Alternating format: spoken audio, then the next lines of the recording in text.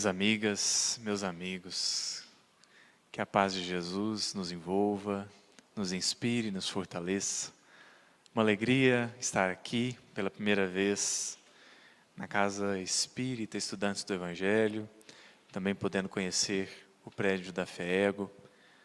É uma alegria para nós, eu, minha noiva, eu chamo ela de cunhada, porque ela é namorada do Vitor Hugo é meu irmãozinho, né? Então, a gente fica muito, muito feliz pelo acolhimento, pelo convite, né, que nos foi feito através da Ivana, e com o tema que, confesso para vocês, que tem sido algo já, de certa forma, recorrente, porque gosto muito de filosofia, e esse tema, conhece-te a ti mesmo, embora essa frase, né, o Santo Agostinho, ao responder à questão 919, ele diz: um sábio da antiguidade já vos disse, conhece-te a ti mesmo, como um mecanismo de melhoria, de aprimoramento já para esta vida.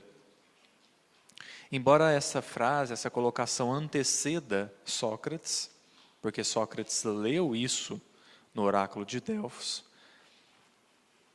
eu queria lembrar uma fala desse filósofo, e que particularmente me marcou muito quando li.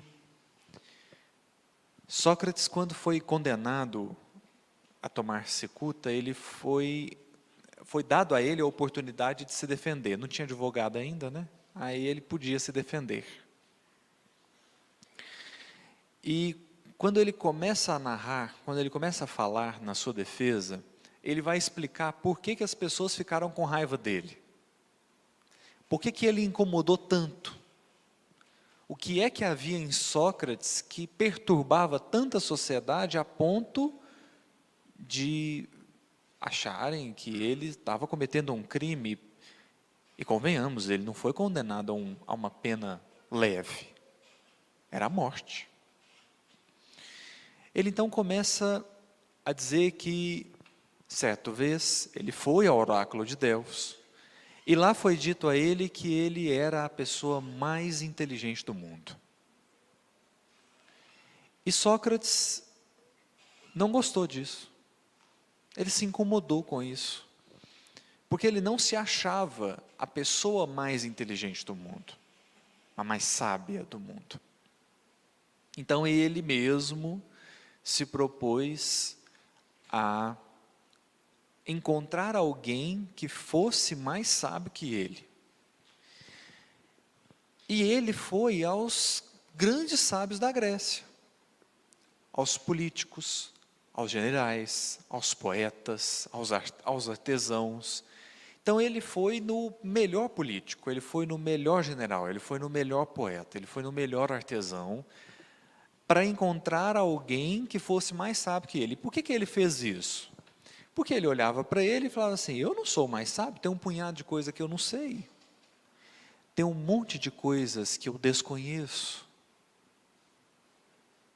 Então, eu vou em alguém extremamente sábio para mostrar para o oráculo de Delfos que eles erraram. E tinha alguém mais sábio do que eu. Isso Sócrates está contando na sua defesa. Aí ele diz assim: depois de entrevistar todos esses, eu descobri que eu realmente era o homem mais sábio da Grécia. Porque o artesão era um exímio artesão. Mas porque ele era um bom artesão, ele achava que ele era bom em tudo. Tudo. Porque o político era um bom político, ele achava que ele era bom em tudo. E assim, o poeta, assim todos. Todos os grandes que Sócrates entrevistou eram grandes em uma área só, mas porque eram grandes em uma área só, achavam que eram grandes em tudo. Aí o Sócrates explica que por isso que o pessoal ficou com raiva dele. Porque o Sócrates, assim, não era muito fácil conviver com Sócrates. Não era muito fácil. Imaginemos que você está olhando para uma paisagem e você diz assim: nossa, que paisagem bonita. Aí ele fala assim: por que é bonita? Ah, sei lá, Sócrates. Só acho bonito, ué. Mas o que é bonito? E ia perguntando, até você perceber que, na verdade, você não sabe nada. Eu falei assim, eu nem sei como é que eu defino bonito. E aí o Sócrates ia estimulando a pessoa a perceber a própria ignorância. E as pessoas não gostaram disso. Eles ficaram bravos com Sócrates. A ponto, então, de condená-lo. O que chama atenção nesse início de fala do Sócrates é pensar o quanto que isso continua em vigor hoje.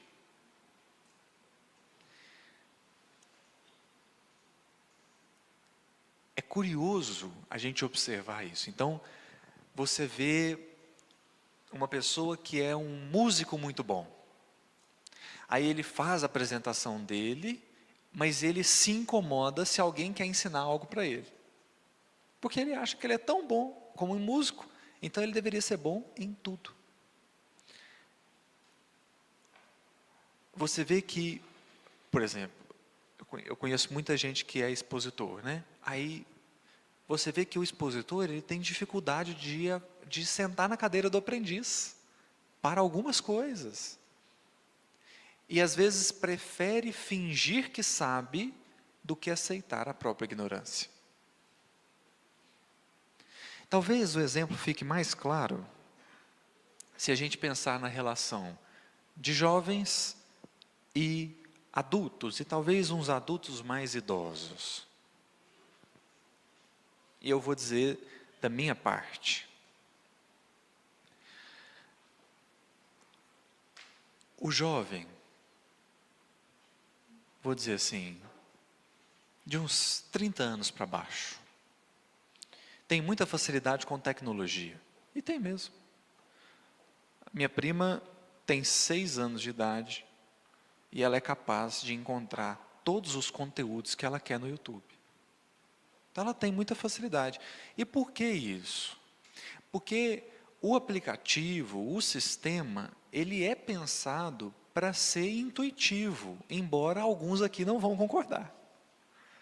Alguém vai olhar e falar assim, não, aquele Google Meet não é intuitivo, aquilo lá não funciona para mim. E o jovem chega e fala assim, onde é que tem que entrar? Ah, tem que entrar num tal de Teams aí. Ah, não, eu nunca vi não, mas eu descubro aqui, e vai, fuça lá e acha. E às vezes a pessoa com mais idade olha e fala assim, puxa, não estou sabendo aqui como é que eu faço. E aí acontece esse fenômeno que aconteceu na Grécia Antiga. Porque o jovem é bom em tecnologia, ele despreza o idoso. Ah, esse pessoal aí não sabe de nada, não. Fala, como assim não sabe de nada? Viveu 70 anos e não sabe de nada? E o idoso despreza o jovem. Muitas vezes dizendo exatamente isso, mas eu já vivi muito mais do que você. Eu já vivi muito mais. Então, a gente percebe que porque um grupo é bom em algumas coisas, ele se acha bom em tudo. E qual que é o problema disso? O problema disso é que isso não é verdade.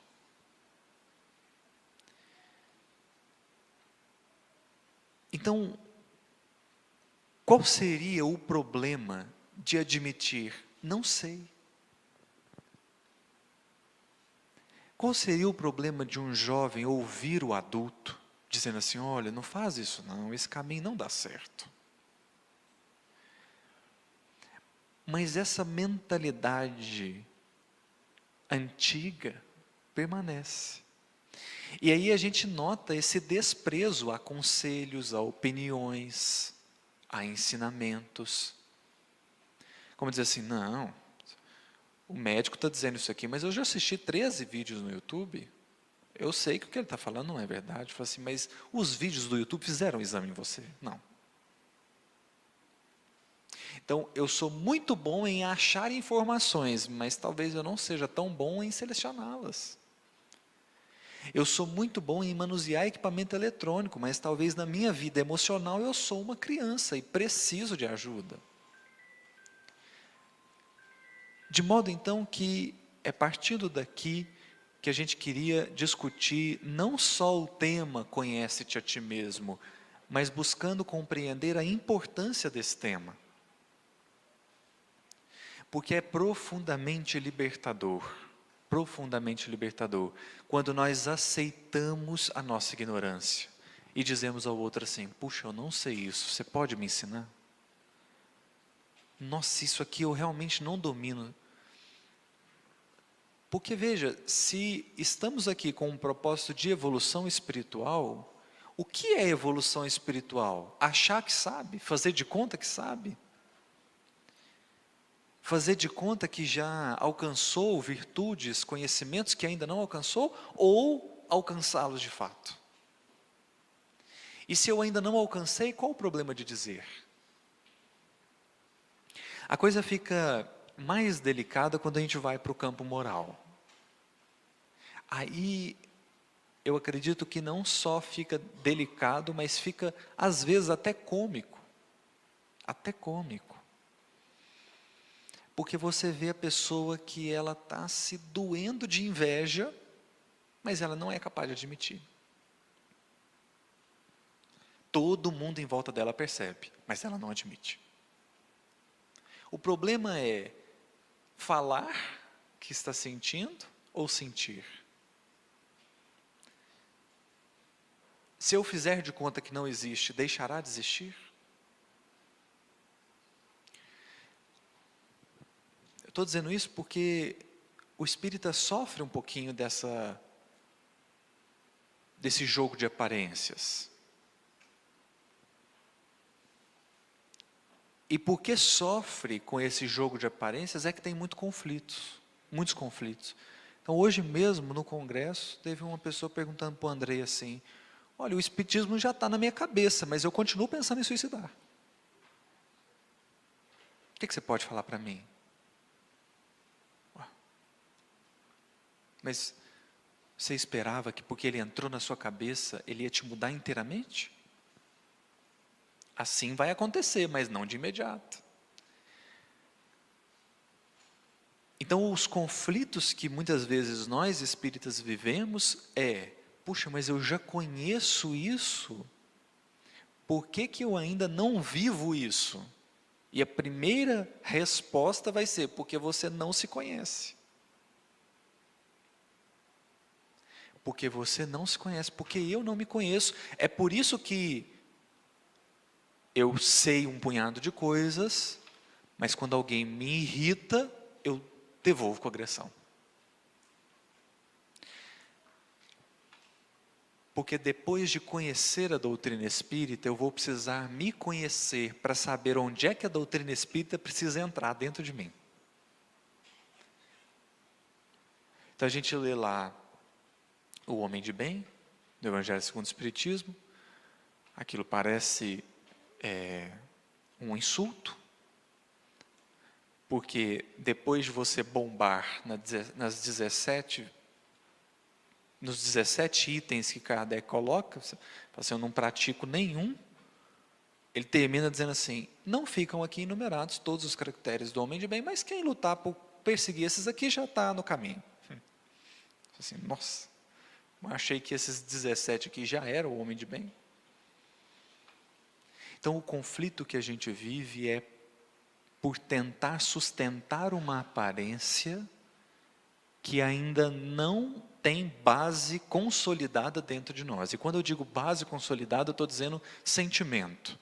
Então eu já sei algumas coisas, mas ainda não tenho o sentimento que corresponde. É claro que eu vou cair. O raciocínio pode me evitar a queda brusca, mas ele não pode evitar todas as quedas. E aí vem o autoconhecimento. Porque eu vou precisar responder algumas perguntas. Se eu realmente desejo me melhorar enquanto espírito imortal, porque nós não estamos falando de corpos. Nós não estamos falando para encarnados. Algumas perguntas, por exemplo: eu sei quais são as situações que me irritam, que tiram a minha paciência? Eu sei o que acontece dentro de mim quando alguém alcanço uma conquista que eu ainda não alcancei? Eu consigo compreender quais são as minhas emoções quando alguém me ofende?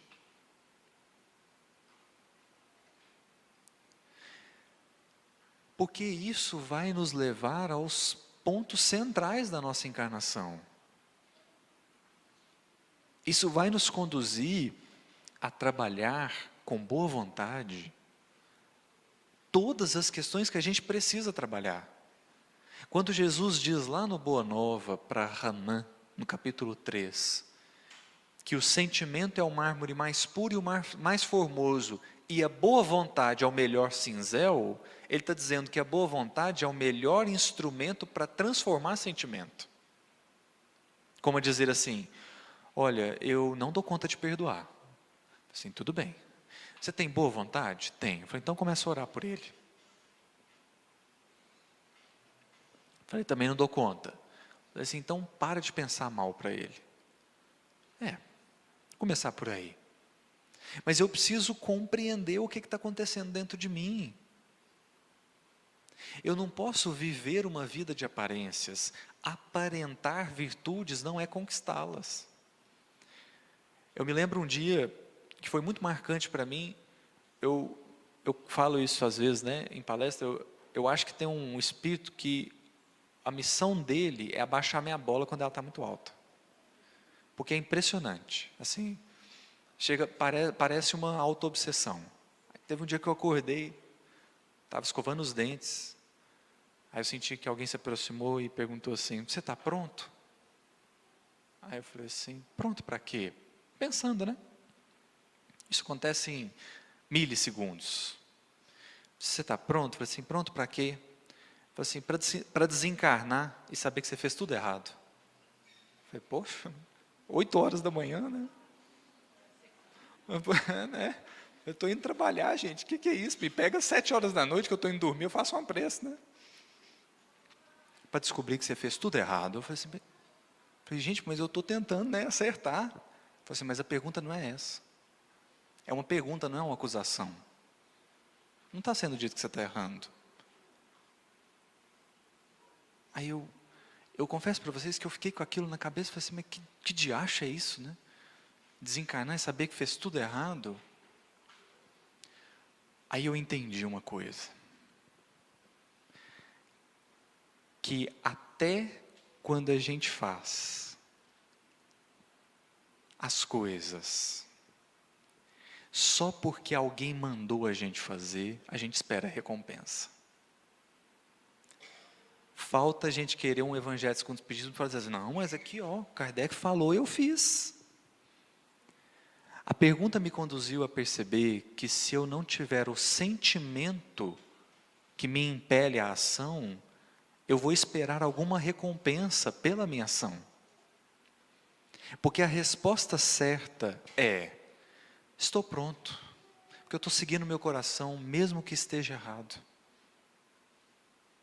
Eu já não me preocupo mais se eu estou cumprindo lei, se eu estou ticando lá, né? Eu fiz isso.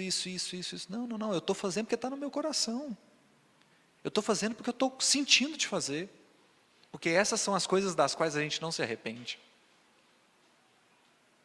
São as coisas que a gente faz com o coração. As coisas que a gente não faz com o coração, a gente se envergonha, a gente tenta evitar. Aquela pergunta me conduziu a perceber que se eu não faço as coisas com consciência, então talvez eu esteja perdendo algo. Se eu não faço as coisas com presença, ou seja, será preciso conhecer-se, para que a gente siga as orientações dos Espíritos, não porque foram eles que escreveram, mas é porque nós percebemos a necessidade que temos delas. Porque eles escreveram por causa da nossa necessidade, mas muitas vezes a gente vai na inconsciência ou no automatismo. Vai na inconsciência e no automatismo, fazendo as coisas porque está escrito, fazendo as coisas porque alguém mandou. E aí a pergunta essencial é, mas o que você está sentindo? O que você está sentindo? Você consegue, e aí é bonito porque consegue, sabe? A gente consegue sentir. A gente consegue sentir o bem, a gente consegue sentir a vontade da caridade. Por quê? Porque a gente pode ter boa vontade. Para dizer para Jesus assim: olha, Jesus, eu não amo ainda não, mas eu já tenho boa vontade para tolerar. Eu já tenho boa vontade para tentar. Mas isso é o exercício do autoconhecimento. Porque ao me perceber invejoso, orgulhoso, egoísta, são características inerentes ao nosso estado evolutivo. Quando eu me percebo assim, aí eu começo a ter condições de trabalhar isso verdadeiramente dentro de mim. Porque, em suma, é isso que importa. É isso que importa. Eu sempre cito, mas com certo cuidado, o livro Voltei. O livro Voltei, ele claro que a gente olha e fala assim: nossa, olha o Frederico Figner, né? Trabalhou tanto, chegou lá no mundo espiritual e não brilhou nada. Eu falei: espera aí um pouquinho, porque ele foi recebido por Bezerra de Menezes, né? Então, eu aceito, tá? Não brilhar nada, acordar e ver ele, eu aceito, pode ser. Então, é porque eu acho que o que falta é perceber que quem está contando a história é o Frederico Figner. Ele jamais escreveria assim: eu cheguei brilhando mais que todo mundo. Isso não cabe. O São Vicente de Paulo, no Evangelho segundo o Espiritismo, diz assim: também os espíritos têm pudor sobre o próprio trabalho. Então, eu acho que tem que ter um cuidado, só isso, porque ele contou o processo de desencarne, não porque contaram para ele, é porque ele esteve consciente no processo. Tem gente que desencarna e fica 10 anos dormindo. Então, o Frederico Figueiredo não é fraco, não. É claro que ele, quando ele percebeu o grupo, ele viu que haviam pessoas que tinham feito muito mais que ele. E o Bezerra de Menezes, junto com 16 outros espíritos, estão esperando um. O Bezerra fala assim: aqui a gente vai ter que esperar um pouco. Aí, mas o que nós estamos esperando? Não, porque tem mais um integrante do grupo, ela está para desencarnar, a gente tem que esperar ela. Quem era? Professora de escola pública. Mas que foi alguém que trabalhou com o coração. Foi alguém que pôs verdade naquilo. Isso nós não alcançaremos com inconsciência, com automatismo, vivendo, fazendo as coisas porque disseram para a gente fazer. É preciso parar e perceber qual é a minha parte nisso. Por que eu estou aqui? Por que Jesus me colocou nessa tarefa? E aí, um amigo meu fala assim: a gente tem que falar da gente porque a gente não pode falar dos outros, né? Então isso aqui não é falar de mim porque eu posso, né? De mim posso falar. Quando eu entrei sempre, eu já tive muito conflito com a tarefa da exposição, porque eu falava assim: gente, tem tanta gente melhor para fazer, tem tanta gente melhor, tanta gente mais capaz. E eu entrei, sério, eu entrei em conflito assim a ponto de querer parar. E aí, esse espírito, que eu vou falar que é um espírito, porque não é possível que sou eu, né? Tem que ser um espírito, senão é muita autossabotagem, né?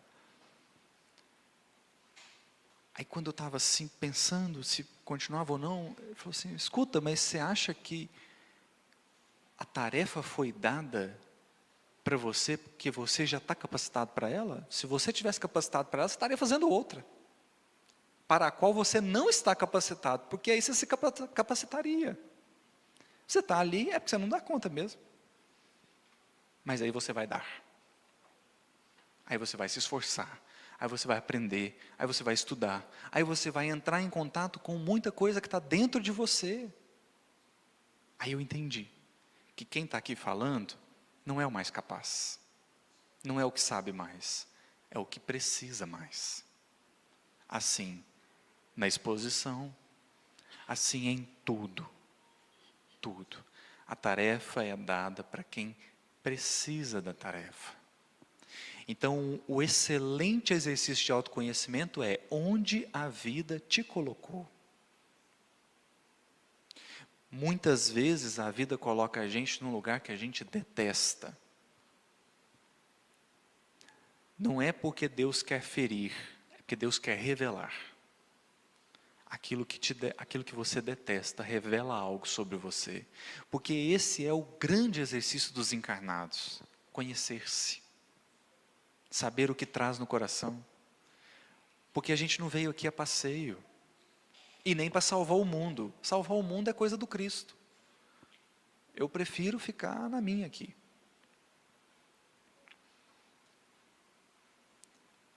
Para a gente encaminhar para o encerramento da nossa fala, eu queria então lembrar uma frase de André Luiz. André Luiz não só escreveu aquela coletânea de 13 livros, né, A Vida no Mundo Espiritual, como outras obras, como Agenda Cristã, Sinal Verde. E no livro Sinal Verde, André Luiz escreve uma frase assim: estude a si mesmo, compreendendo que autoconhecimento traz humildade, e sem humildade é impossível ser feliz. Estude a si mesmo, compreendendo que autoconhecimento traz humildade, e sem humildade é impossível ser feliz. Porque você quer conhecer uma pessoa triste, ela é orgulhosa. Ela é triste porque ela não consegue alcançar os padrões altos que ela estabelece para ela mesma. Então, o orgulhoso é frustrado, o orgulhoso é triste, o orgulhoso é sisudo. Muitas vezes ele é grosseiro. Por quê? Porque ele põe um nível tão alto de excelência que ele não atinge. O humilde não. O humilde está feliz no lugar que ele está, trabalhando, fazendo as coisinhas dele. Outro dia, vi um vídeo do Chico, uma entrevista para o Gugu. Aí o Gugu perguntou para ele assim: Chico, é normal ter medo da morte, né? O Chico falou assim: eu não tenho não. Eu não tenho não, eu estou muito feliz. A hora que, o que tinha para ser feito foi feito. A consciência tranquila. Nessa mesma entrevista, ele diz assim: eu sou muito feliz, eu almoço uma vez por dia. Estava lá, na simplicidade de um cristão. Por isso que a humildade traz felicidade. Agora, alcançar humildade, autoconhecimento. Para que a gente se liberte do peso que é ser bom em tudo. Tem coisa mais pesada do que querer ser bom em tudo. Por que é pesado? Porque a gente não é. Simples assim. E o melhor disso, sabe o que é? Não tem problema nenhum. Não tem problema nenhum. Os Espíritos vão dizer no livro dos Espíritos, na Lei de Sociedade, eles falam assim, são as imperfeições mesmo. É todo mundo imperfeito, aí a gente vai se completando. Não tem coisa mais bonita do que isso. Não tem coisa mais linda do que grupos trabalhando em conjunto. Porque ninguém vai bater no peito e dizer assim, eu fiz, eu conquistei. O Lázaro, na Lei de Amor, Evangelho segundo o Espiritismo, ele diz assim, a lei de amor substitui a personalidade pela fusão dos seres. Porque não mais será, eu dei conta, eu fiz, eu alcancei. Não, nós fizemos, nós alcançamos. O que eu não fazia bem, alguém fez. O que alguém não fazia bem, eu fiz. E a gente se completou e deu certo. Mas conviver bem com as imperfeições que a gente carrega, precisa do autoconhecimento. Precisa do autoconhecimento. Fora os grandes outros benefícios, né?